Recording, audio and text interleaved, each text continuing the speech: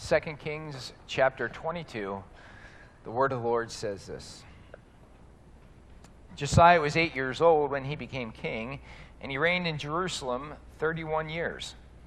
His mother's name was Jedidah, daughter of Adiah. She was from Bozkath. He did what was right in the eyes of the Lord and walked in all the ways of his father David, not turning aside to the right or to the left. In the 18th year of his reign, King Josiah sent the secretary, Shaphan, son of Azaliah, the son of Meshullam, to the temple of the Lord. He said, "Go up to Hilkiah the high priest and have him get ready the money that has been brought into the temple of the Lord, which the doorkeepers have collected from the people. Have them entrust it to the men appointed to supervise the work on the temple, and have these men pay the workers who repair the temple of the Lord, the carpenters, the builders, and the masons. Also have them purchase timber and dressed stone to repair the temple. But they need not account for the money entrusted to them, because they are acting faithfully." Hilkiah the high priest said to Shaphan the secretary, "I have found the book of the law in the temple of the Lord." He gave it to Shaphan, who read it. And Shaphan the secretary went to the king and reported to him, "Your officials have paid out the money that was in the temple of the Lord and have entrusted it to the workers and supervisors at the temple." Then Shaphan the secretary informed the king, "Hilkiah the priest has given me a book." And Shaphan read from it in the presence of the king. When the king heard the words of the book of the law, he tore his robes. He gave these orders to Hilkiah the priest: Ahikam, son of Shaphan, Achbor, son of Micaiah, Shaphan the secretary, and Aziah the king's attendant. "Go and inquire of the Lord for me and for the people and for all Judah about what is written in the book, this book that has been found. Great is the Lord's anger that burns against us, because our fathers have not obeyed the words of this book. They have not acted in accordance with all that is written there concerning us." Hilkiah the priest, Ahikam, Achbor, Shaphan, and Aziah went to speak to the prophetess Huldah, who was the wife of Shallum, son of Tikvah, the son of Harhas, keeper of the wardrobe. She lived in Jerusalem in the 2nd district. She said to them, "This is what the Lord, the God of Israel, says. Tell the man who sent you to me, this is what the Lord says. I am going to bring disaster on this place and its people, according to everything written in the book of the king of Judah has read. Because they have forsaken me and burned incense to other gods and provoked me to anger by all the idols their hands have made, my anger will burn against this place and will not be quenched. Tell the king of Judah, who sent you to inquire of the Lord, this is what the Lord, the God of Israel, says concerning the words you heard. Because your heart was responsive and you humbled yourself before the Lord, when you heard what I have spoken against this place and its people, that they would become accursed and laid waste, and because you tore your robes and wept in my presence, I have heard you, declares the Lord. Therefore I will gather you to your fathers, and you will be buried in peace. Your eyes will not see all the disaster I am going to bring on this place." So they took her answer back to the king. Let's pray. Heavenly Father, work through these words into our hearts today. Find a way to conform our will into yours, our lives into yours. Mold us, shape us, form us to your desire. And may we have the strength and courage to allow you to do that. We ask these things in Christ's name. Amen. So with that being said, for those of you who are new, this is not a big deal. For those of you who attend here most Sundays, know that we have made a transition. We're done in the book of Revelation. We've been working through Revelation from about Memorial Day up until now. And so this is definitely a transition to go from the end of the Bible and God's prophecy through the prophet John into what we have here in 2 Kings. What we're going to be doing now is a character study on this man many of you have heard of, but few of us know a whole lot about, named Josiah. Josiah was actually one of the great kings of Israel. And to be honest with you, today's message might come across more as a history lesson than it does a sermon. Simply because if we're talking through King Josiah, I think it's helpful and beneficial to set up his history and how he came to be and where we find ourselves in 2 Kings 22 today without just jumping into it, having no knowledge whatsoever. With that being said, I'm going to tell you a quick story. It's something that happened to my family and I. I don't think I've told many of you about it. We were on vacation in Maine this summer. Our last full day at Acadia National Park, we went on a hike that was a very extreme hike. It was called the Precipice. It's actually called, at the bottom there's signs that say this is it's not a hike, it's a non-technical climb.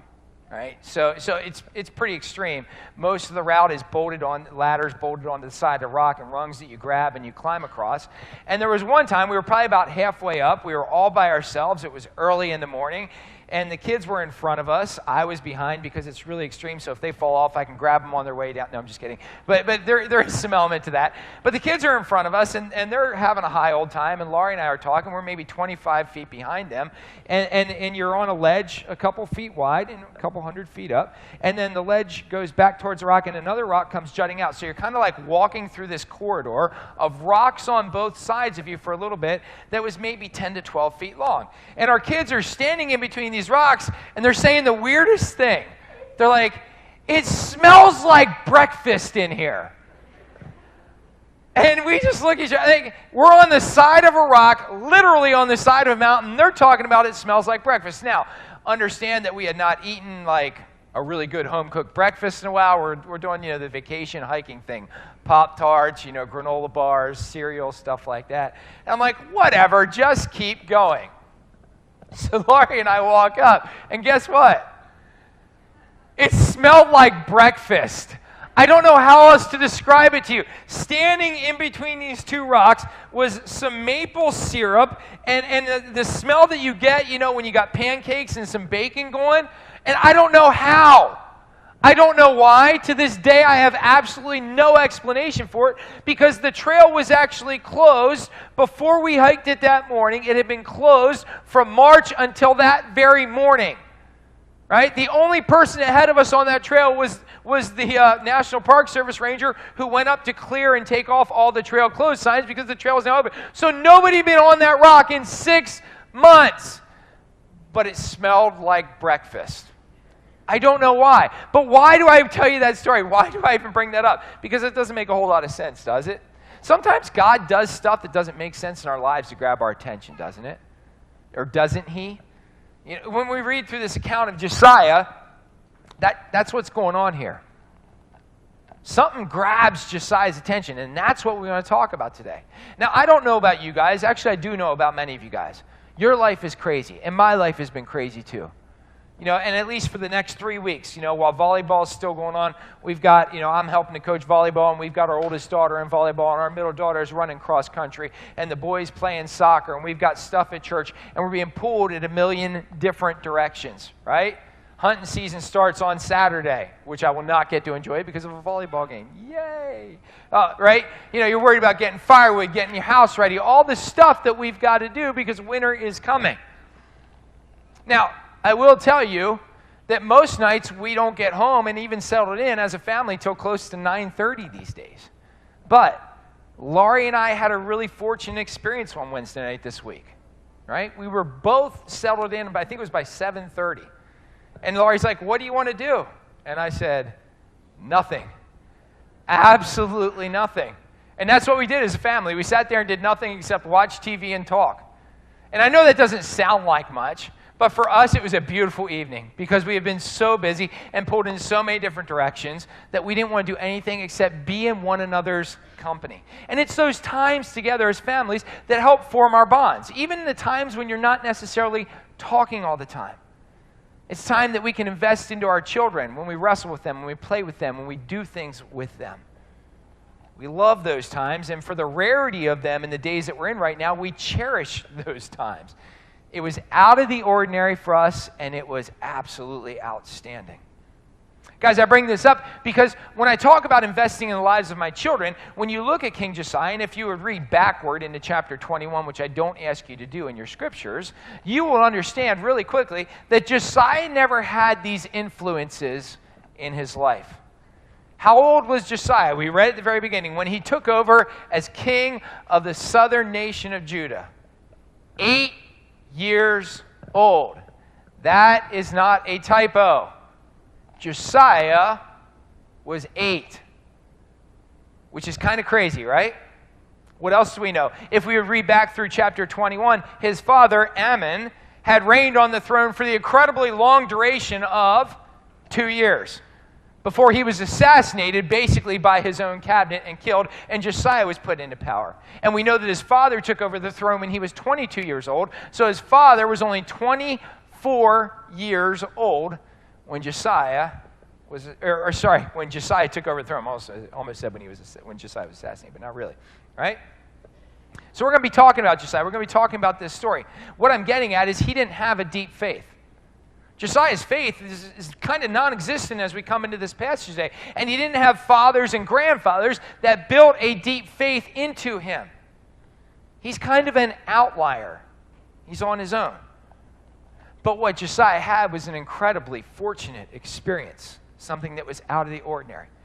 And what does Josiah's life say to me? Here's what Josiah's life in a nutshell says to me. It says that there is proof that no one's life is beyond transformation when it comes to the hand of God. It's proof that our past does not determine our future. And it's proof that God can use anyone to accomplish his will if they are open to his calling. I mean, both individually and collectively, we tend to think of ourselves on a grander scale than we probably should, don't we? And we do it as Christians, too. We think ourselves, well, and you've heard this before, if you don't follow God's will and his plan for your life, right, then how is God going to accomplish his purpose? When we all know that if you don't follow, at least according to scriptures and what we've seen, God's going to find a way to get it done. It's kind of like a tree standing in the path of an avalanche, isn't it? Right? You're a tree standing, and there's an avalanche that is just barreling down the mountain behind you. For a split second, that avalanche is going to go around you, right? And you're going to be able to stand your ground. And then real quickly, guess what happens? You are going to get knocked over, pushed over, and dragged down in the tidal wave of that avalanche and have no choice about it. God's will be accomplished whether you choose to engage in God's will or not. What I'm getting at is God can use your life for his purposes, but his will won't be diverted for long if you choose not to listen to him. It will be accomplished through another way and through another purpose. And Josiah is the example of that. Here's what I mean. Guys, I really enjoy reading through these Old Testament books, 1st and 2nd Samuel and 1st and 2nd Kings. What it is a basic history of the nation of Israel. I enjoy learning about how the nation came to be, and I enjoy history to an extent, right? So I learn about how it came to be. I love learning about its rises, and I enjoy learning about its downfalls, and there's a lot to be learned in here. But when you read through each of these rulers, these kings of Israel, when you go through these books, they all start in the same way, right? Fill in the blank, right? Fill in a name. Joe Schmo was X amount of years old, 273 years old, not really, right? When he became king, and he reigned so many years. That's how each introduction to the new king starts. But then it goes on to give the mother's name to help you trace the lineage to prove this nation is where it's from, right? But then it breaks off into one of two key phrases. We've introduced the new king, the new ruler. We've given his lineage. We tell you how long they're on the throne for and how old they were when they took over. But then comes the important part. It's either one of two phrases next. The next king, Joe Schmo, either did evil in the eyes of the Lord or did right in the eyes of the Lord. There's no in between. There's no in between. Either did evil in the eyes of the Lord or did right in the eyes of the Lord. And when you read through this history, you'll be astounded by how many kings of Israel did evil in the eyes of the Lord. Repeated time after time after time. But what it tells you is that it gives you insight into what to expect as you read over the next chapter or coming chapters of the history of these kings. Guys, Josiah was the great-grandson of King Hezekiah. And King Hezekiah was one of the leaders who did right in the eyes of the Lord. King Hezekiah was one of the greatest kings in the nation of Israel. King Hezekiah reigned on the throne for 29 years. You can find that in chapter 18, verse 2. Right? But then after Hezekiah came his son Manasseh. Manasseh was on the throne for a length of 55 years. And it says, according to Scripture, that Manasseh did evil in the eyes of the Lord. Josiah's grandfather gave birth to his son Ammon, who inherited the throne, who we already talked about, who was on it for 2 years. Ammon followed his father and did evil in the eyes of the Lord. And then we get to Josiah. Starting with his great-grandfather Hezekiah to when Josiah, we meet him today, is a period of 104 years. But after Hezekiah's reign, up to where we find Josiah today, which is 18 years into his rule as king, 75 years has elapsed. Now, I throw you out this information because it's very important to understand that 75 years doesn't hold a significant date, but there's some significance to it. Here's the thing. Josiah's great-granddaddy, Hezekiah, was a good king, right? I want you to hear what was said about Hezekiah in the word of the Lord, right? He was a good king. Manasseh, his grandfather, did evil in the eyes of the Lord. Here's what is written. So Hezekiah, a good king, his son Manasseh takes over for 55 years. Scripture says he did evil in the eyes of the Lord, following the detestable practices of the nations the Lord had driven out before the Israelites. That doesn't sound like much, but listen to what Josiah's grandfather Manasseh did. He rebuilt the high places that his father had destroyed. He erected altars to Baal and made an Asherah pole, as Ahab, king of Israel, had done. He bowed down to all the starry hosts and worshipped them. He built altars in the temple of the Lord to all the starry hosts. He sacrificed his own son to the fire. He practiced sorcery and divination and consulted mediums and spiritists.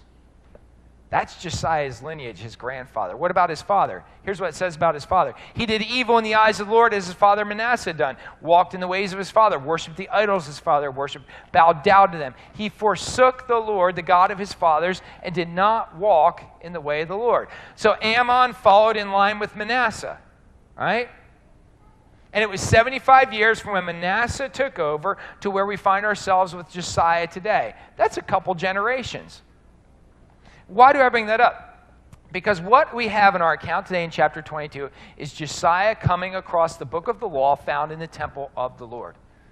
Right? And when you think of history, it's easy to think about how stuff gets lost in history. Or maybe you think to yourself, how could possibly stuff get lost in history? But this was a day and age when there was very few writings. What was written was kept in a secret place. Most people couldn't even read, so they had to have somebody translate it for them.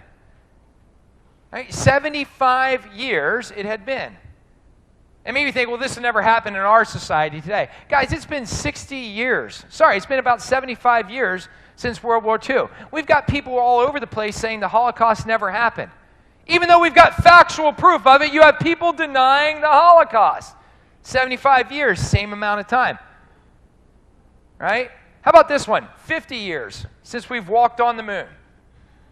How many people do you know that think we didn't actually walk on the moon? Maybe you're one of them. I don't know. I tend to believe it. You know why? Because we can actually have technology that can see the face of the moon now, see the landing sites, the equipment that is still there, and the footprints traveling from the landing sites to where they worked. That seems pretty definitive to me. Right? But what I'm getting at is back in this time, they didn't have anything. They didn't even have cell phones. They couldn't be like, oh, look what's going on here. Let's post it to our Twitter account and Instagram, right? They didn't have that stuff. So it's easy to understand how traditions and beliefs can fall away after a period of generations, 75 years long. They did not have the checks and balances existing that we did now to right the ship. But I digress. I want to get back to King Josiah. Right? He inherited the throne at 8.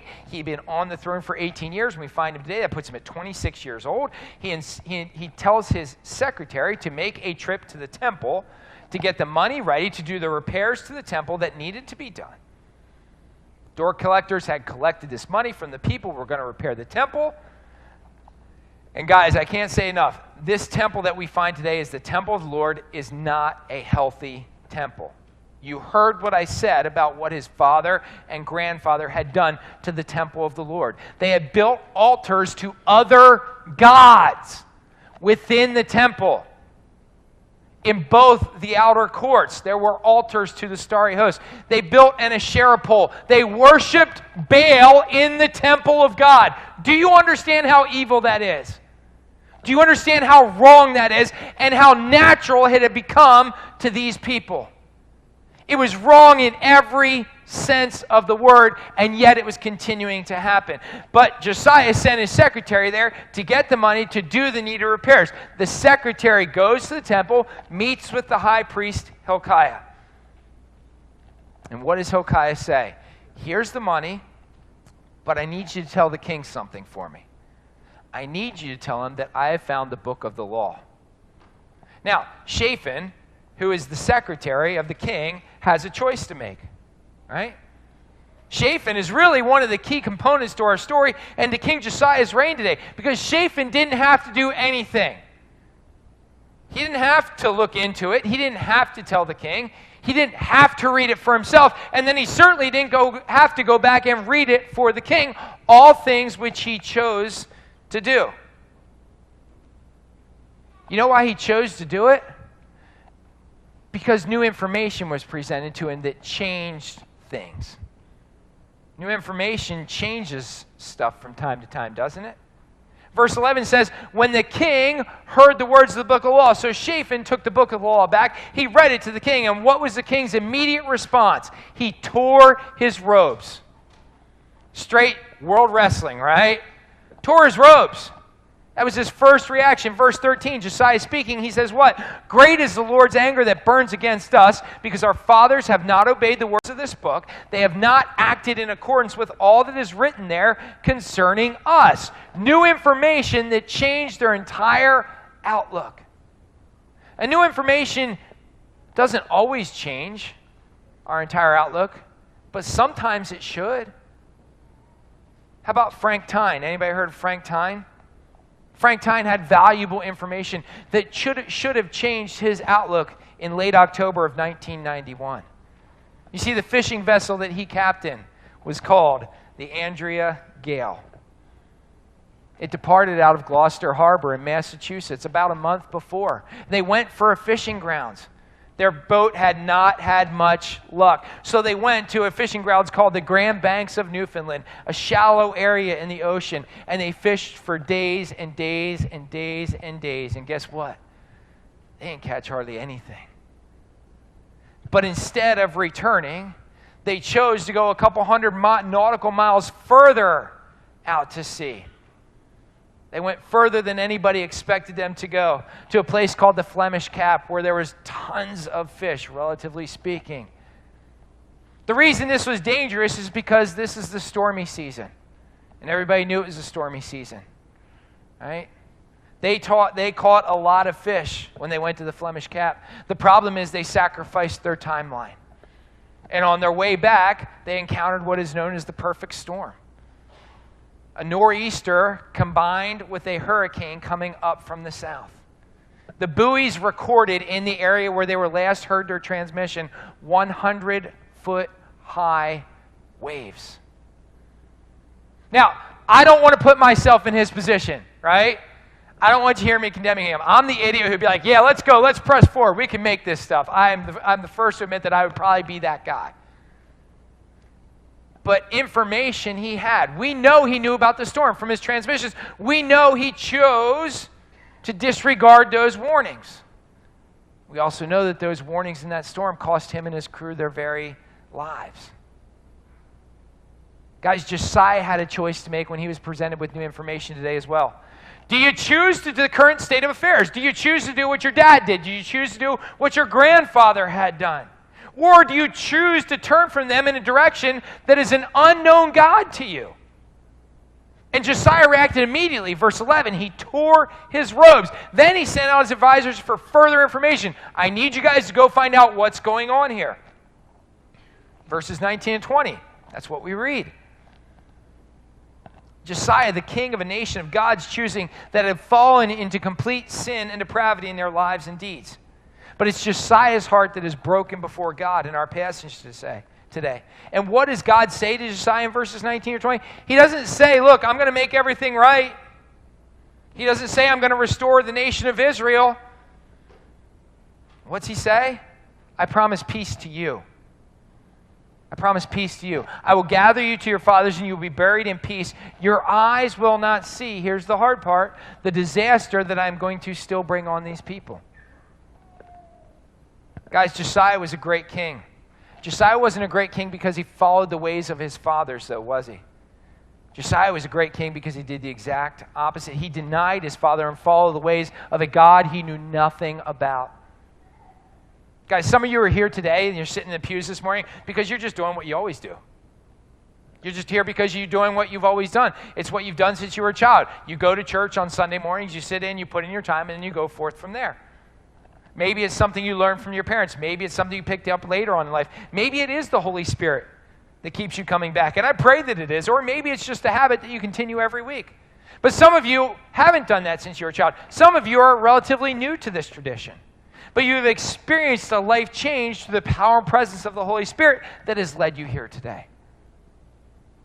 What I'm getting at some point you had information presented to you that you had a choice with what you wanted to do with that information. And if you have a relationship with Christ, then that information has changed you to your very core. And that's how God works. That's how God worked back then, and that's how God works now. You are always faced with a decision based on the information that is given you. The information presented to Josiah was this book of the law. We don't know exactly what the book of the law was. Scholars debate it. It could have been the entire Pentateuch, the first 5 books of the Bible: Genesis, Exodus, Leviticus, Numbers, Deuteronomy. It could have been part of Deuteronomy or all of Deuteronomy, which other scholars debate. We don't know exactly. What we know exactly is that this book of the law that was presented to Josiah changed him inherently from the inside out. It was the history of his nation. It was the history of his people, but it was a history that he hadn't known about. A history filled with power, strength, and miracles of God that had been put aside by his forefathers. And what I find very powerful about this, if you're anything like me, I'm the obedient son. I'm the guy who's always kind of done the right thing. I don't make waves too often. But what Josiah did here was the exact opposite. He went against his fathers. He turned his back on what his father and grandfather had done and did what was right in the eyes of the Lord. And I ask myself, would I have had the courage and strength to do that if I was Josiah? With the limited information and knowledge, would I have been willing to undo the last 75 years of my family's reign in obedience to God? And I don't know that I would. Would you? It's kind of a tough question to ask, isn't it? Guys, I'll be honest, I've messed up plenty of things in my life. I'm pretty sure I'm going to continue to mess up plenty of things in my life as well. But one of the cool things, and I mentioned it earlier when I talked about the breakfast rock, was our trip that we took to Maine as a family. It's one of the best decisions we made as a family. It wasn't an easy decision. Every year for the last 14 years, our summer vacation had been down to the Carolinas. We went to the beach every year. We did the exact opposite this year, right? Instead of going south, we went north. Instead of going to a house where you've got air conditioning and everybody's got their own bathroom and all the amenities you can possibly imagine, we went to a campground with no electric and no showers. I mean, the only similarity is you're somewhere on the Atlantic coast still. Other than that, it was the complete opposite. And it was met with resistance at the beginning, right? Because it was different. We tend to do that, don't we?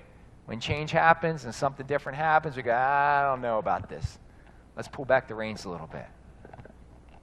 But our family, and you've heard me say this before, our family bonded. We connected on that trip in a way that we never did before because it was different. It was something new to us. New information was presented. New opportunities were presented. And had we always done the same thing, we never would have experienced the joy that we did as a family. Guys, had Josiah never followed the instructions given in the book of law, he never would have grown close to God. He never would have done what was right in the eyes of God. And he would have been another king who was found to be evil in the eyes of the Lord. But more importantly than any of that, he would have never found God's peace, which is given in verse 19 and 20 here. Either on this side of eternity or on the other. God tends to get our attention at various times and in various ways. Sometimes we can be smart about it. Sometimes we can be pretty stupid about it. I'm going to tell you one story to close, and it's a story that I heard last night. There was a gathering with some friends, and I met a man named Bob. Quite frankly, I don't even know or remember his last name. There was a group of about 7 or 8 guys of us just talking, hanging out, telling stories, and Bob had some good stories. Bob's a guy about my age, a couple years older, I think. And he said about a month or 2 ago, he woke up in the middle of the night. Don't know why he woke up, but he woke up. And groggily, he was stumbling about. For some reason, he went down to the first floor of his house because he thought he heard something. Bob lives near the woods. And so when he was standing, walking past the front door, he heard a noise out front on his porch. And Bob just kind of opened the door, and as he opened the door, a bear was walking right past his front door. It was a big bear. He said he estimated probably about 275 pounds.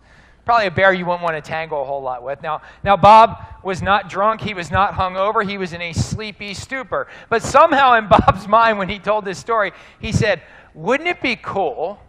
He said, I had this thought. Wouldn't it be really awesome if I could tell everybody I know that I smacked a bear on the butt? Right? And he's telling this story. I'm like, y'all are an idiot, man. Really? And yet at the same time, I'm going, that's really cool. I'd like to say that too. And he said, I didn't process it. I just the bear just kept walking, doing its thing. And he said, and so I walked out on the porch and I started following the bear. And I thought, boy, I got to get a little closer than this. And he started to speed up. And he said, at that point, he stepped on a leaf. He was about 20 feet behind the bear. He said, the bear just stopped. He said, it didn't stand up. It just turned its head. He said, it turned its head. And it looked at me, and it was just like, this is not a good idea. That's all he said. And he said, because I thought of processing how fast can I get back to the house and all this stuff. Bob did not have the opportunity to smack the bear on the rear as he so desired. He is still alive and telling stories to this day, right? Gets your attention, though, doesn't it? God uses weird things, sometimes powerful things, sometimes small things, everything in between to get your attention. Guys, what is God saying to you today through the life of King Josiah to grab your attention? He grabbed Josiah's attention with the book of the law. What is he using to grab yours? Would you bow your heads with me in prayer?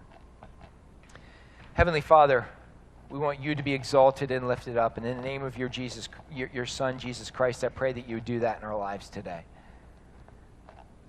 Be exalted, be lifted up.